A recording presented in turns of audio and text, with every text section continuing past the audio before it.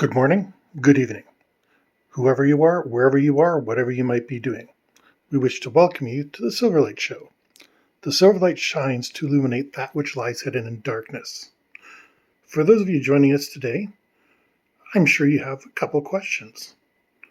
Why on earth is Silverlight showing us condiments? A funny story. I didn't really think much about prejudice and worrying about what color people were and stuff like that. And I thought it was really weird. There's been something that's bothered me for a long time. Why is it people are held to different standards just on the category of who they are and what they look like? Then I got a little bit of a wake-up call. My wife was out shopping, and normally, well, I'm not going to show you the brand names because none of these guys are sponsoring me, so that's what you get for not sponsoring me. I'm sure you can figure out if you really want to know. But I had always bought the can, or the jar, whatever you want to call it, of mayonnaise. I had passed by the squeeze bottle tons of times, but I always went for the jar. They'd be the same price, they'd be the same everything. The only difference is there's a little bit more in the jar than there is in the squeeze bottle. But squeeze bottles don't bother me. I've been using squeeze bottle ketchup since it came out. Squeeze bottle mustard doesn't bother me whether it's a regular bottle or not. But I would always look past the squeeze bottle of mayonnaise and pick up the jar. Never occurred to me until my wife brought home the squeeze bottle. I didn't like it at first.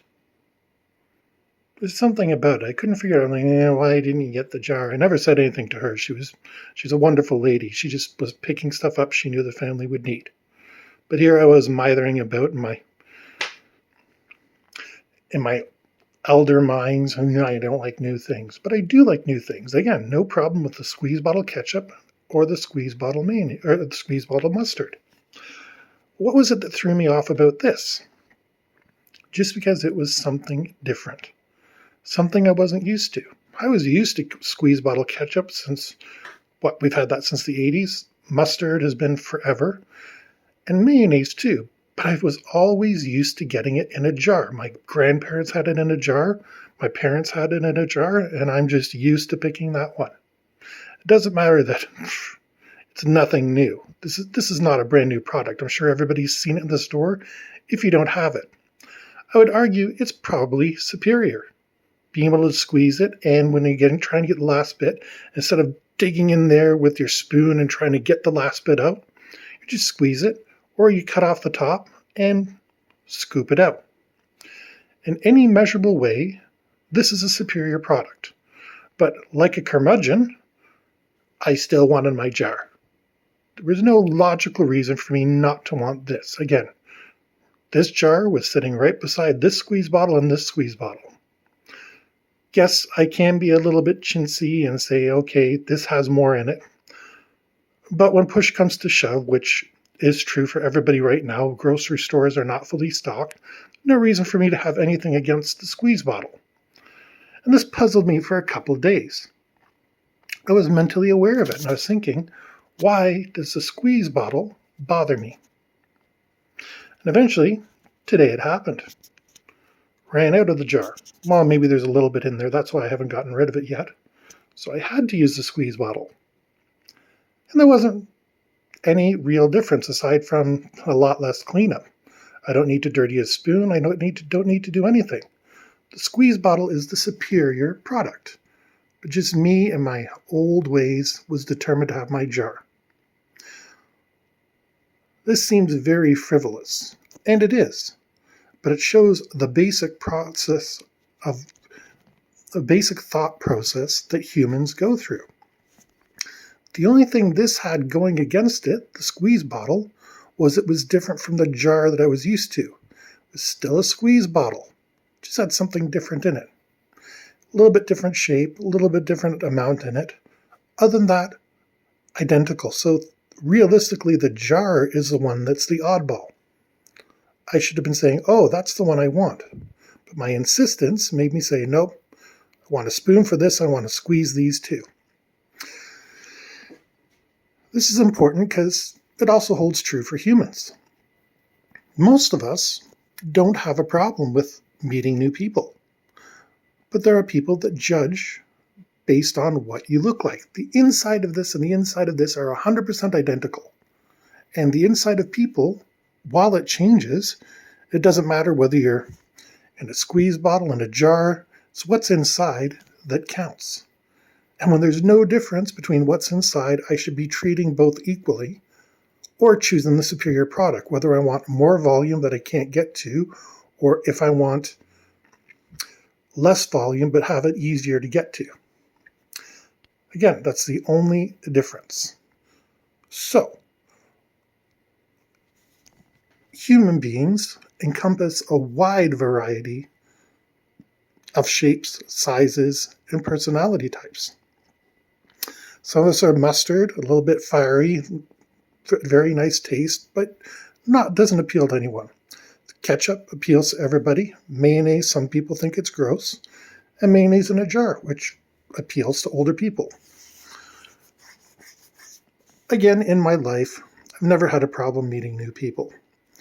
I wait for people to reveal what they're like on the inside before I make any sort of judgment. It could be black, white, yellow, brown, red, anything in between, purple, I don't know. I've always said I can't tell the races apart because I've never bothered to study them. And it's true. If you put this mayonnaise in front of me and have a competitor's mayonnaise, I might be able to taste the difference, but I'm not going to really know the difference. With humans, you can parade a group of black people, a group of white people, a group of yellow people, and a group of brown people in front of me, and I might not be able to tell the difference, especially not once you break it down. I'm going to pick on myself here. Europeans. An African might have trouble telling a German from a Frenchman from a Bulgarian. We might all look the same. And indeed, from their perspective, we might all see the same. Because he's not seeing what's inside. His experience is, I remember that was bad to me, so I don't want to deal with that. And that is perfectly okay. People are not wrong for personal experience. But the problem is when our personal experience starts to dictate our realities. I was worried. It was silly of me. I was worried about a squeeze bottle. Now, I have neighbors of all sorts of different types. I've never blinked twice about talking to them, helping them out. When I was injured last year, they helped me out and did my lawn, and this year I'm making sure that I do their lawn. Just to be nice. Get new neighbors all the time. And that's the important thing. It's not to look at how different things are, but more how much the same they are. And we're all same. We are all human beings. We all have financial struggles, personal struggles, psychological struggles, family struggles. Some people get a little more lucky. Some people get a little less lucky. That's the only difference in the game of life, how you roll the dice. So next time you're out and about, remember, what are you looking for? And what does it matter what shape it comes in? I wanted mayonnaise. Makes no difference. I want good people. They come in all shapes and sizes. And it's funny that it's taken me this long to actually experience something where me being the grumpy old curmudgeon that I am comes off as anything other than everybody's the same. Yes, they are. But we don't perceive them the same. And it's all in our mind. I'm not saying we can get past prejudice with education. I'm not saying we can get past prejudice with integration. But what I'm saying is prejudice is a personal weakness. And it can only be solved by looking within ourselves and saying, why does that one bother me? Your thoughts are never wrong. Your feelings are never wrong. But it is possible to have a wrong method of thinking. Just like I was wrong to think about a squeeze bottle differently, it's wrong to think about somebody from another race, culture, whatever it is, differently. They may do strange things. They may do things you don't understand. They might eat crazy things.